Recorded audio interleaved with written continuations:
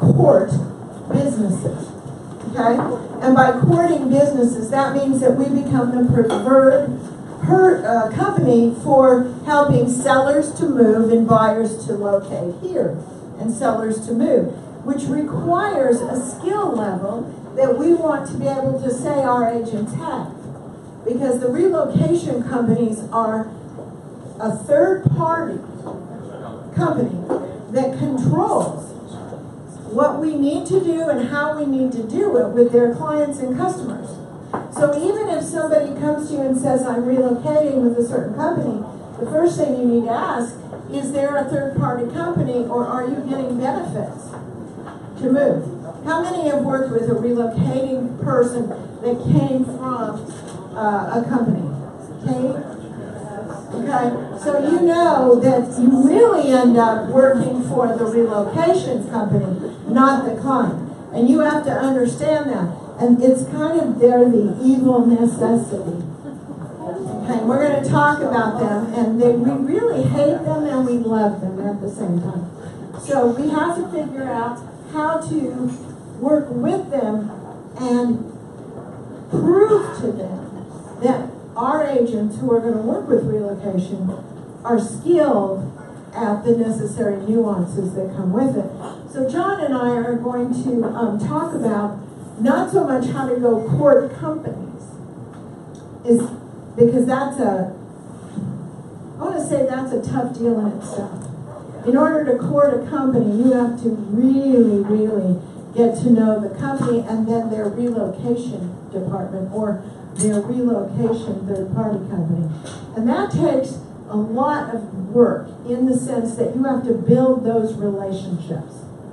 So building relationships is what you do for a living now on an individual level. Now we're talking about going out and convincing a company that you and your maybe team is able to service whatever they're going to do and be willing to pay 30 to 40% of your commission to that company and still do twice as much work. So we're going to save that particular lesson of how to court companies for another class.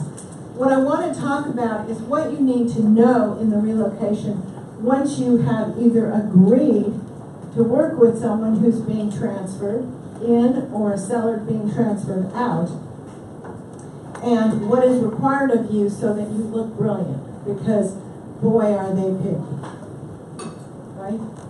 So I want John to tell you a little bit about some of the forms that we're going to go over and how that plays into your role. I learned about relocation because I had Can clients. you hear him?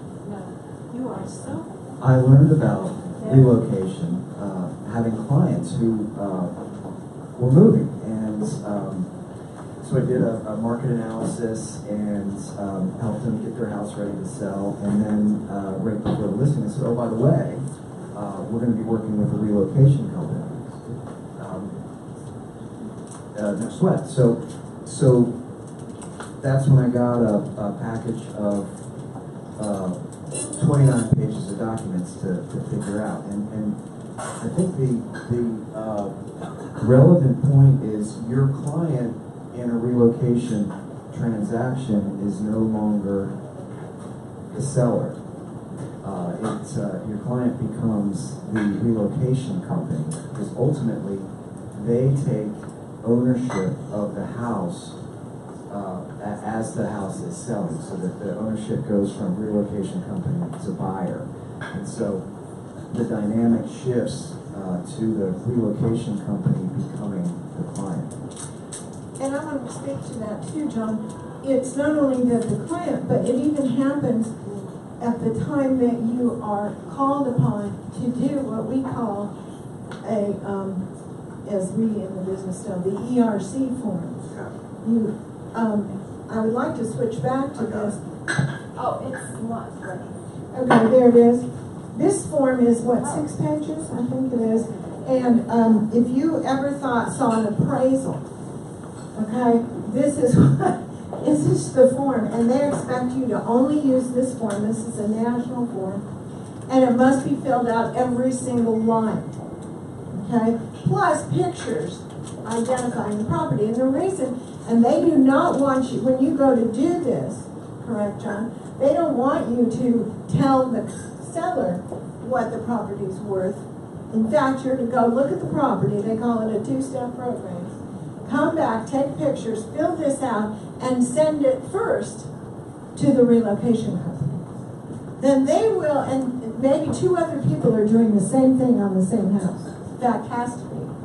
And then they will determine what they believe the value of the property is, and they will make it an offer to the seller. And they will say, if you cannot sell your house within 45 days with whoever, if you want, or you use our person, we will buy that house from you or take it on and at this price. And so the price that they want is not the high price which we try to get for the seller. They want us to show them a low price based on what it needs to do. So it puts you in a really tough position, doesn't it? It does. Are you assuming you're the listing agent already, or Well, that's it the doesn't thing. matter. So It even doesn't though matter. the You're being seller called. has come to you and say, hey, we want to list this property, and oh, by the way, we're going to be working with a relocation company. What that means to you is the relocation company already has relationships with local lenders or realtors, and they've assigned a couple to this transaction, and so your task is to win the client who is now the relocation company. And in doing that, you have to go through the whole market analysis again, using this URC form that is 6 or 8 pages, that is in essence an appraisal. So you appraise the subject property and then compare it to 3 other homes that are currently listed and 3 that are sold, with the understanding that the paperwork literally says you, the listing agent, are not to discuss the market conditions and potential list and sale prices with the seller until the relocation company sees the data, digests it, and then talks to the seller through their own lens. Because ultimately, if the house doesn't sell, the relocation company is obligated typically to buy the house. And so they don't want to buy the house too high. They want to buy it as low as possible. So you've got an inherent conflict of interest between the relocation company and the seller. And that's right. And I also want to say, we have to be the eyes of the relocation company, because we're supposed to honestly share what needs to be done to the property. So if you don't let them know, this is how you can lose. Now, let's talk about if we are the preferred person. Let's say Village goes out and secures a company. And now we're not just being requested by an individual seller. Village has been hired to be that preferred, and we get the opportunity to be one of the ones, okay? If we did not do it in such a way that we were honest about the upgrades and things that it needed, and then they ended up inheriting it because it didn't sell, because it was too high or whatever, and they have to go in now and lose money by fixing it up, we, Village, could lose our account. So when the relocation company takes it, and then you are out and they'll put their preferred person in. It doesn't matter how much work you did at the beginning. Yeah, and this paper. I don't know. Oh, I did that. I didn't want you to do Oh, that. there you go. This paperwork actually says, this listing agreement says the relocation company can terminate the listing agreement between Village and the relocation company at any time for any reason. So they can just decide, you know what, we're going to go ahead and take this house, and thank you very much.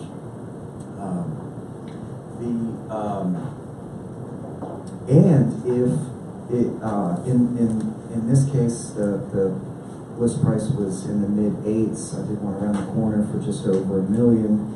And the relocation package for the seller often involves all their closing costs and moving costs paid. So this is a $60,000 to $90,000 benefit to the seller that we can jeopardize if we screw it up. And the simplest and easiest way to screw it up, since we're on the subject, is to allow the homeowner to sign any transactional documents with a potential buyer that the relocation company hasn't already approved. So that could jeopardize. So what they do is, if you do get a buyer, the buyer can sign, but the seller doesn't sign. At the moment you get a buyer that buys your listing, that you have to, there's a form that you put in there that the seller will not sign. The buyer understands. The seller, it then goes to the relocation company, because they buy it right then at that price. And now it is the relocation company, and the seller can go on and do their thing. So at closing, it is not the seller to the buyer, it's the relocation to the, even if you sell it in the time frame that they enjoy. Right. It might be helpful to just start from the beginning and assume that we as the listing agent have not discussed a potential list price with the seller, which is kind of hard to believe because we've already they're selling their house. Of course they're going to be informed. But we do we get a series of documents that Bobby has to fill out, I have to fill out, or the listing agent would fill out, and go into the house and take pictures of every room, describe the house in detail, including any adverse facts or potential adverse facts as it relates to the house and the market and the location, and then do the same for 3 other homes that are currently on the market. So we're doing that appraisal,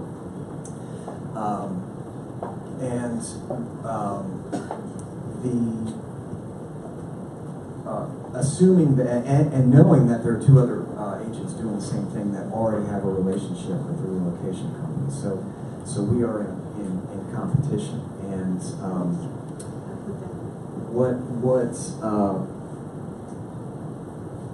ideally, we get a congratulations, you got the listing after we've done all this work.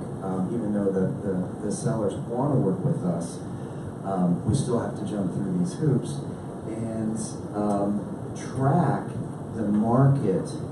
Every 2 weeks, we have to do another one of these ERCs.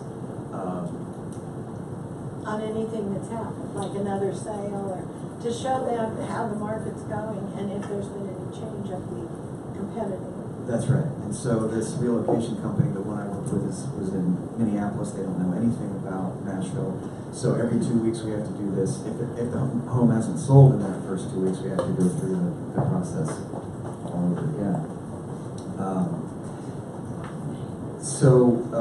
Assuming that a buyer comes to and presents an offer, we have to have disclosures from the relocation company basically saying that this is a relocation property, and there will be a separate set of disclosures that the sellers have filled out, in addition to the Tennessee standard property condition disclosures. And the buyers and the buyer's agents have to understand that all of these forms have to be filled out.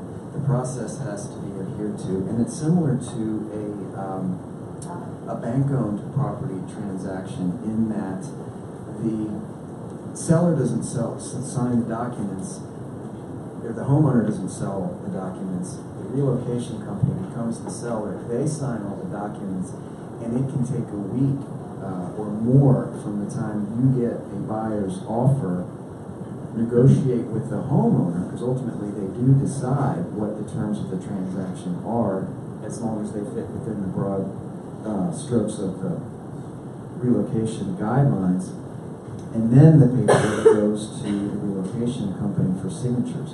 And the buyer has to be okay with this transaction maybe working or maybe not in this competitive market for as long as a week or 10 days. You have to make sure that the buyers are aware of that lag.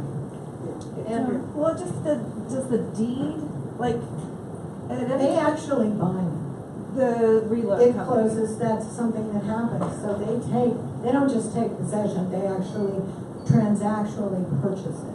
Right. Seller gets their money, relocation company, it's deeded, I mean, it's a closing. That's Right. if you don't close within the stated period of time. No, even if you close in the city, they take it, if you're getting a buyout, in other words, that, it depends on the benefit. Let's say they're getting just their closing costs, then they're on their own with the buyout. If they are going to get a guaranteed buyout so that they can go to another state and purchase, so if